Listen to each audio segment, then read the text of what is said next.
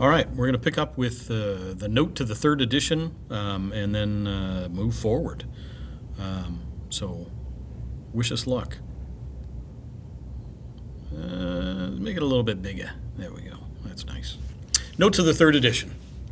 I avail myself of the opportunity which a third edition of Jane Eyre affords me, of again addressing a word to the public, to explain that my claim to the title of novelist rests on this one work alone. And so there's things going on, people speculating as to who the author of this book is. If, therefore, the authorship of other works of fiction has been attributed to me, an honor is awarded where it is not merited, and consequently denied where it is justly due. This explanation will serve to rectify mistakes which may already have been made and to prevent future errors. Currer Bell, April 13th, 1848. So the first edition was published in 1847, and we're already on a third round of publishing in April of the following year, which is curious. Volume 1, Chapter 1. There was no possibility of taking a walk that day. We had been wandering, indeed, in the leafless shrubbery an hour in the morning. But since dinner, Mrs. Reed, when there was no company, dined early. The cold winter wind had brought with it clouds so somber and a rain so penetrating that further outdoor exercise was now out of the question. I was glad of it. I never liked long walks, especially on chilly afternoons. Dreadful to me was the coming home in the raw twilight, with nipped fingers and toes, and a heart saddened by the chidings of Bessie, the nurse, and humbled by the consciousness of my physical inferiority to Eliza, John, and Georgiana Reed. The said Eliza, John, and Georgiana were now clustered round their mamma in the drawing-room. She lay reclined on a sofa by the fireside, and with her darlings about her, for the time neither quarreling nor crying, looked perfectly happy. Me she had dispensed from joining the group, saying she regretted to be under the necessity of keeping me at a distance, but that until she heard from Bessie, and could discover by her own observation that I was endeavoring in good earnest to acquire a more sociable and childlike disposition, a more attractive and sprightly manner, something lighter, franker, more natural, as it were, she really must exclude me from privileges intended only for contented, happy little children. What does Bessie say I have done? I asked. Jane. Oh, and now I've gone and made things worse. Let me see what is happening here. Well, that's part of the problem.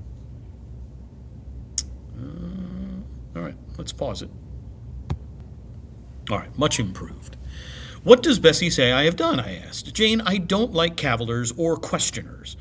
Besides, there is something truly forbidding in a child taking up her elders in that manner.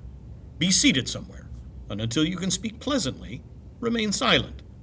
A small breakfast room adjoined the drawing room. I slipped in there. It contained a bookcase. I soon possessed myself of a volume, taking care that it should be one stored with pictures. I mounted into the window seat, gathering up my feet. I sat cross-legged like a Turk, and having drawn the red moreen curtain nearly close, I was shrined in double retirement. Folds of scarlet drapery shut in my view to the right hand.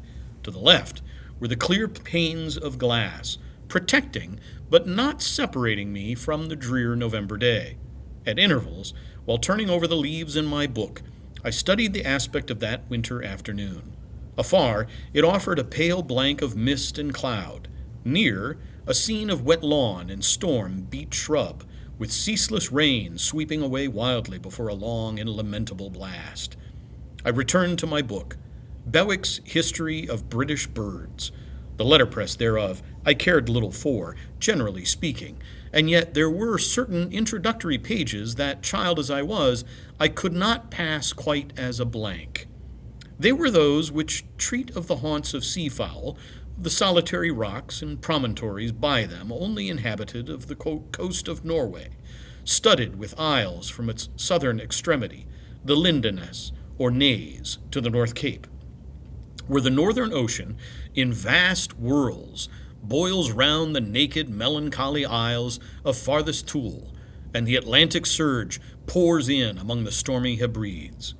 Nor could I pass unnoticed the suggestion of the bleak shores of Lapland, Siberia, Spitsbergen, Nova Zembla, Iceland, Greenland, with the vast sweep of the Arctic zone, and those forlorn regions of dreary space, that reservoir of frost and snow, where firm fields of ice, the accumulation of centuries of winters, glazed in alpine heights above heights, surround the pole and concenter the multiplied rigors of extreme cold.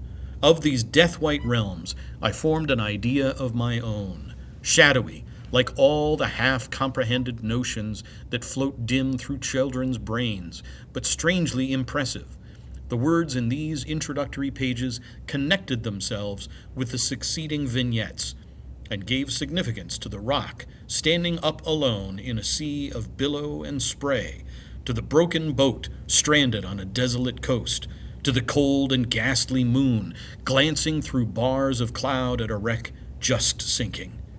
I cannot tell what sentiment haunted the quite solitary churchyard, with its inscribed headstone, its gate, its 2 trees, its low horizon, girdled by a broken wall, and its newly risen crescent attesting the hour of eventide.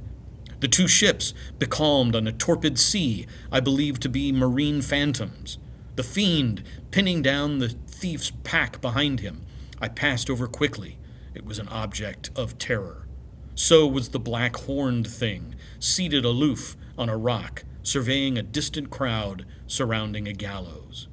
Each picture told a story, mysterious often to my undeveloped understanding and imperfect feelings, yet over profoundly interesting as the tales Bessie sometimes narrated on winter evenings, when she chanced to be in good humor, and when, having brought her ironing table to the nursery hearth, she allowed us to sit about it, and while she got up Mrs. Reed's lace frills and crimped her nightcap borders, fed our eager attention with passages of love and adventure, taken from old fairy tales and older ballads, or, at a later period I discovered, from the pages of Pamela and Henry, Earl of Morland. With Bewick on my knee, I was then happy at least in my way. I feared nothing but interruption, and that came too soon. The breakfast room door opened. "Bah, Madam Mope!" cried the voice of John Reed. Then he paused. He found the room apparently empty. "Where the dickens is she?" he continued. "Lizzie! Georgie!" calling to his sisters. "Jane is not here. Tell Mamma she has run out into the rain. Bad animal." It is well I drew the curtain, thought I, and I wished fervently he might not discover my hiding place. Nor would John Reed have found it out himself. He was not quick, either of vision or conception. But Eliza just put her head in at the door and said at once, "She is in the window seat, to be sure, Jack." And I came out immediately, for I trembled at the idea of being dragged forth by the said Jack.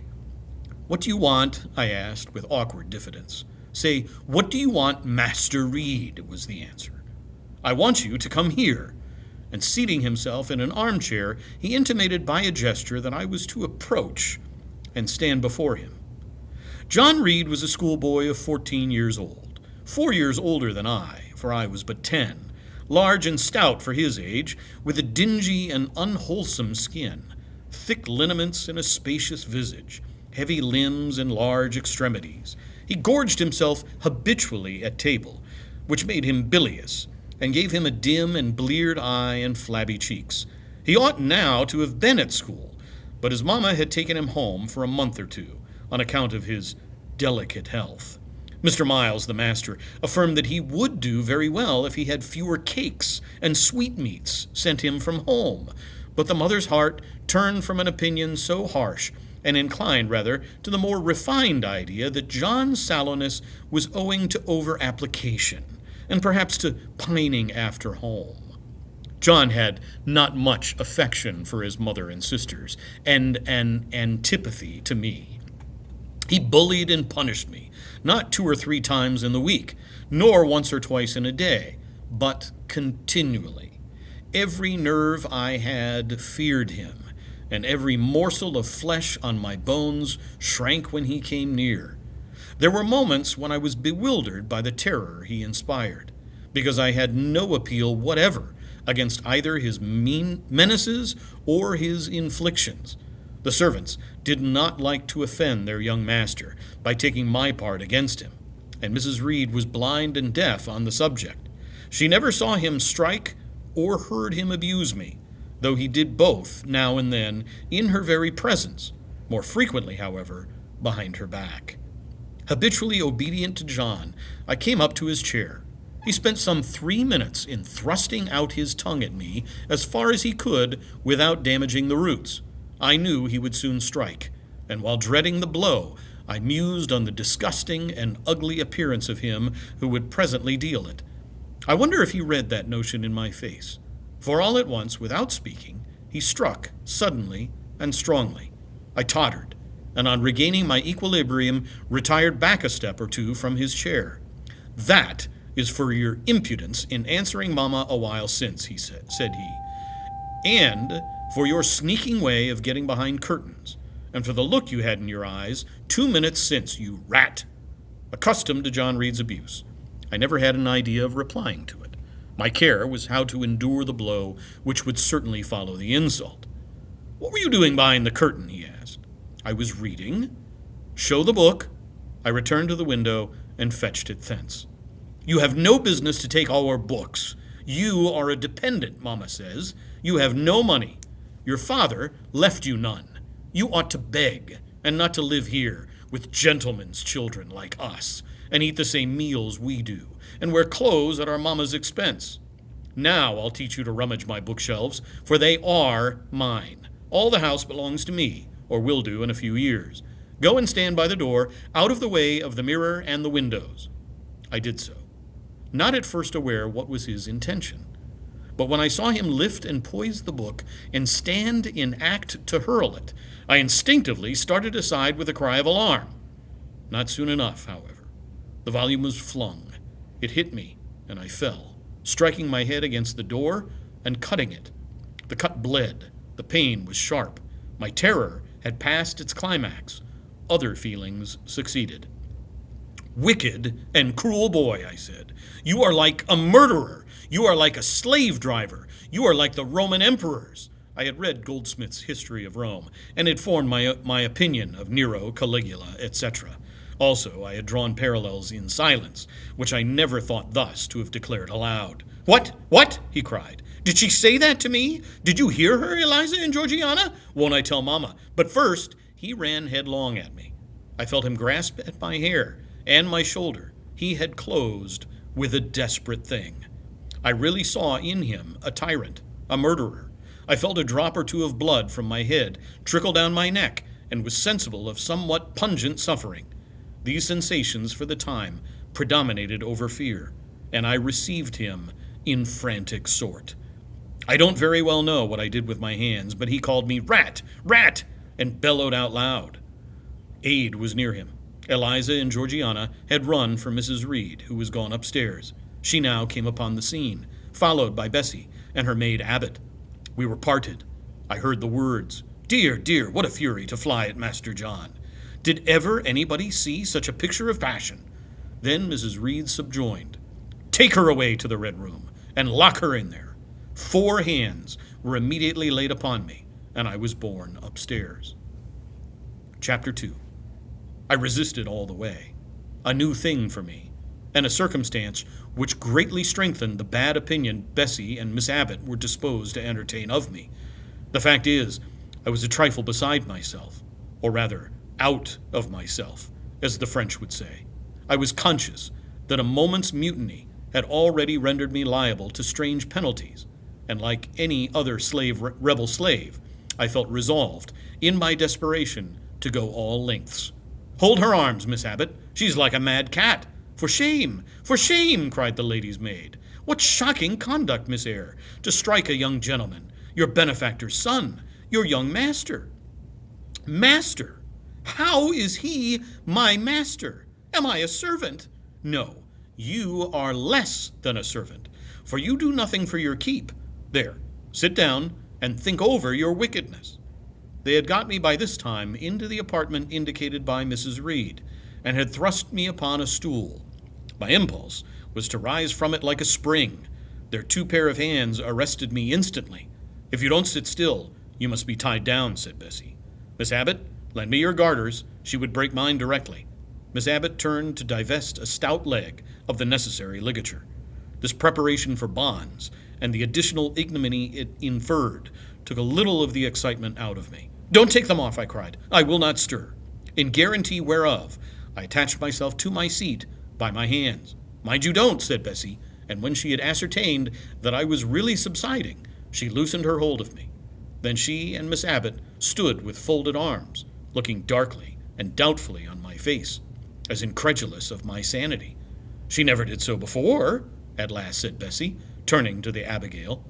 "But it was always in her," was the reply.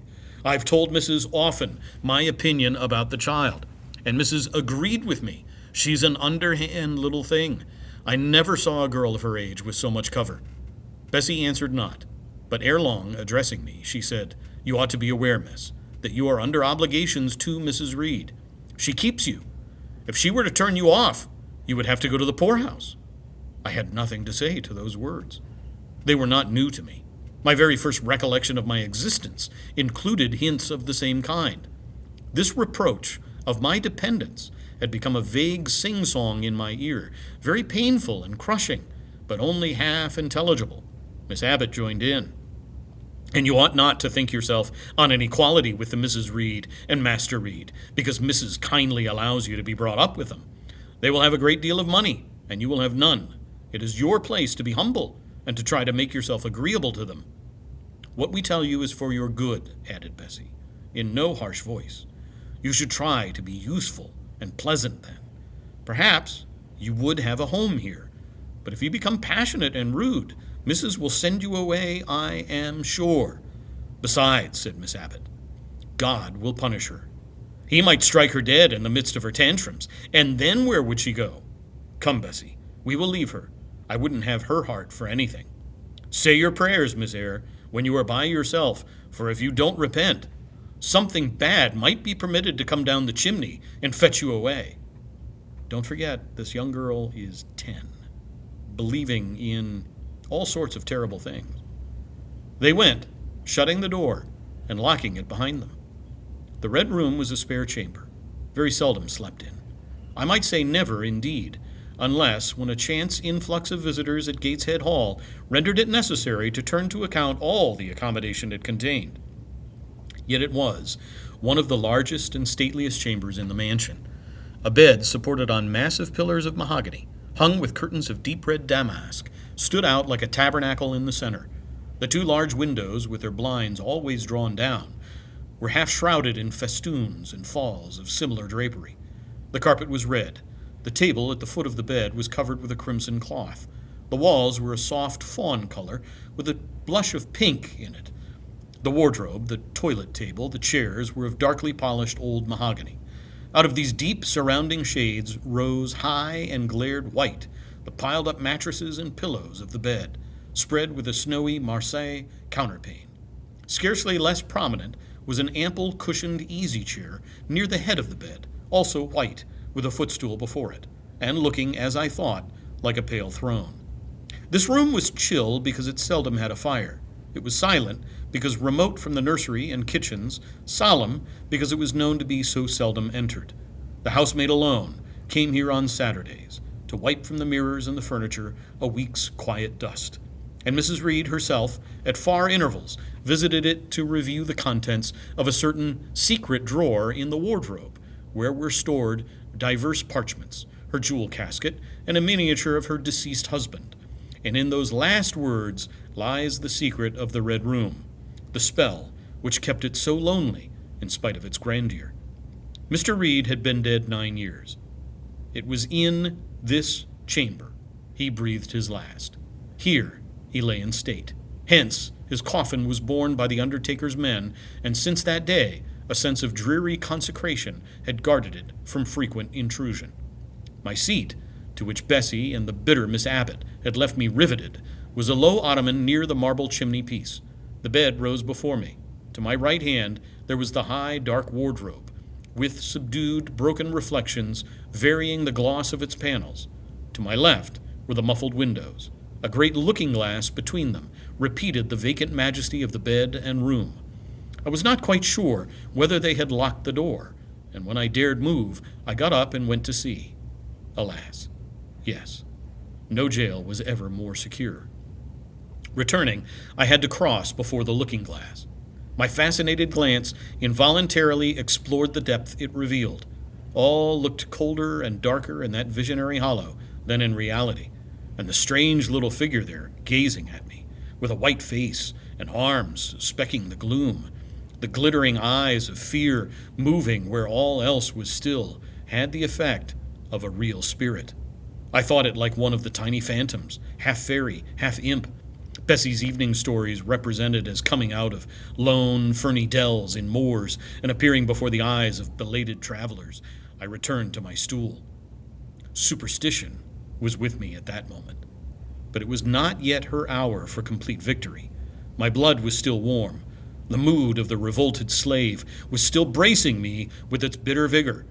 I had to stem a rapid rush of retrospective thought before I quailed to the dismal present. All John Reed's violent tyrannies, all his sister's proud indifference, all his mother's aversion, all the servant's partiality, turned up in my disturbed mind like a dark deposit in a turbid well. Why was I always suffering, always browbeaten, always accused, forever condemned? Why could I never please? Why was it useless to try to win anyone's favor? Eliza, who was headstrong and selfish, was respected. Georgiana, who had a spoiled temper, a very acrid spite, a captious and insolent carriage, was universally indulged. Her beauty, her pink cheeks and golden curls seemed to give delight to all who looked at her, and to purchase indemnity for every fault, John no one thwarted, much less punished, though he twisted the necks of the pigeons, killed the little pea chicks, set the dogs at the sheep, stripped the hothouse vines of their fruit, and broke the buds off the choicest plants in the conservatory. He called his mother old girl, too, sometimes reviled her for her dark skin, similar to his own, bluntly disregarded her wishes, not infrequently tore and spoiled her silk attire, and he was still her own darling. I dared commit no fault. I strove to fulfill every duty, and I was termed naughty and tiresome, sullen and sneaking, from morning to noon, from noon to night. My head still ached and bled with the blow and fall I had received. No one had reproved John for wantonly striking me, and because I had turned against him to avert further irrational violence, I was loaded with general opprobrium. Unjust, unjust, said my reason, forced by the agonizing stimulus into precocious though transitory power. And resolve, equally wrought up, instigated some strange expedient to achieve escape from insupportable oppression, as running away, or, if that could not be effected, never eating or drinking more, and letting myself die. What a consternation of soul was mine that dreary afternoon! How all my brain was in tumult, and all my heart in insurrection! Yet in what darkness, what dense ignorance was the mental battle fought! I could not answer the ceaseless inward question, why I thus suffered. Now, at the distance of, I will not say how many years, I see it clearly. I was a discord in Gateshead Hall.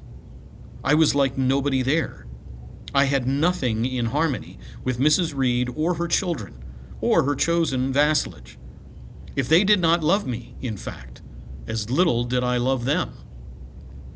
They were not bound to regard with affection a thing that could not sympathize with one amongst them, a heterogeneous thing, opposed to them in temperament, in capacity, in propensities, a useless thing, incapable of serving their interest or adding to their pleasure, a noxious thing, cherishing the germs of indignation at their treatment, of contempt of their judgment. I know that had I been a sanguine, brilliant, careless, exacting, handsome, romping child, though equally dependent and friendless, Mrs. Reed would have endured my presence more complacently. Her children would have entertained for me more of the cordiality of fellow feeling. The servants would have been less prone to make me the scapegoat of the nursery. Daylight began to forsake the red room. It was past 4 o'clock, and the beclouded afternoon was tending to drear twilight.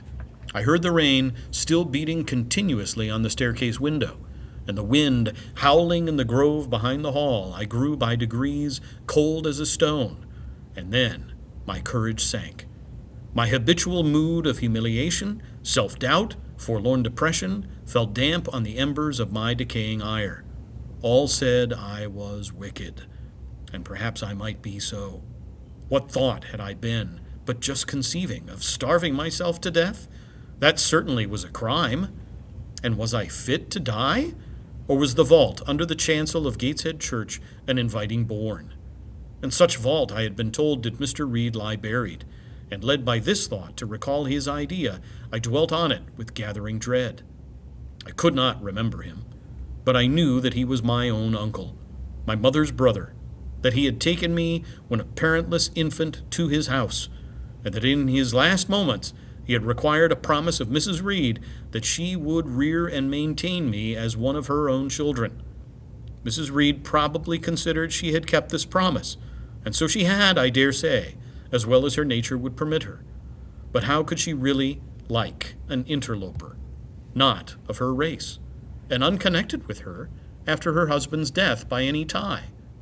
It must have been most irksome to find herself bound by a hard-wrung pledge to stand in the stead of a parent to a strange child she could not love, and to see an uncongenial alien permanently intruded on her own family group. A singular notion dawned upon me. I doubted not, never doubted, that if Mr. Reed had been alive, he would have treated me kindly. And now, as I sat looking at the white bed and overshadowed walls, occasionally also turning a fascinated eye toward the dimly gleaming mirror, I began to recall what I had heard of dead men, troubled in their graves by the violation of their last wishes, revisiting the earth to punish the perjured and avenge the oppressed. And I thought Mr. Reed's spirit, harassed by the wrongs of his sister's child, might quit its abode, whether in the church vault or in the unknown world of the departed, and rise before me in this chamber. I wiped my tears and hushed my sobs, fearful lest any sign of violent grief might waken a preternatural voice to comfort me, or elicit from the gloom some haloed face bending over me with strange pity. This idea, consolatory in theory, I felt would be terrible if realized. With all my might, I endeavored to stifle it. I endeavored to be firm. Shaking my hair from my eyes, I lifted my head and tried to look boldly round the dark room. At this moment, a light gleamed on the wall. Was it, I asked myself, a ray from the moon penetrating some aperture in the blind? No. Moonlight was still, and this stirred. While I gazed, it glided up to the ceiling and quivered over my head. I can now conjecture readily that this streak of light was, in all likelihood, a gleam from a lantern, carried by someone across the lawn. But then, prepared as my mind was for horror, shaken as my nerves were by agitation, I thought the swift darting beam was a herald of some coming vision from another world. My heart beat thick. My head grew hot. A sound filled my ears, which I deemed the rushing of wings. Something seemed near me. I was oppressed, suffocated. Endurance broke down. I uttered a wild, involuntary cry. I rushed to the door and shook the lock in desperate effort. Steps came running along the outer passage. The key turned. Bessie and Abbot entered. "Miss Eyre, are you ill?" said Bessie. "What a dreadful noise! It went quite through me," exclaimed Abbot. "Take me out! Let me go into the nursery," was my cry. "What for? Are you hurt? Have you seen something?" again demanded Bessie. "Oh, I saw a light, and I thought a ghost would come." I had now got hold of Bessie's hand, and she did not snatch it from me. "She has screamed out on purpose," declared Abbot, in some disgust. "And what a scream! If she had been in great pain, one would have excused it, but she only wanted to bring us all here. I know her naughty tricks." "What is all this?" demanded another voice, peremptorily, and Mrs. Reed came along the corridor, her cap flying wide, her gown rustling stormily. "Abbott and Bessie, I believe I gave orders that Jane Eyre should be left in the Red Room till I came to her myself." "Miss Jane screams so loud, ma'am," pleaded Bessie. "Let her go," was the only answer. "Loose Bessie's hands, child. You cannot succeed in getting out by these means, be assured. I abhor artifice, particularly in children. It is my duty to show you that tricks will not answer. You will now stay here an hour longer, and it is only on condition of perfect submission and stillness that I shall liberate you then." "Oh, Aunt, have pity! Forgive me! I cannot endure it! Let me be punished some other way! I shall be killed if—" "Silence! This violence is almost repulsive." And so, no doubt, she felt it. I was a precocious actress in her eyes. She sincerely looked on me as a compound of virulent passions, mean spirit, and dangerous duplicity. Bessie and Abbott having retreated, Mrs. Reed, impatient of my now frantic anguish and wild sobs, abruptly thrust me back and locked me in, without further parley. I heard her sweeping away, and soon after she was gone. I suppose I had a species of fit.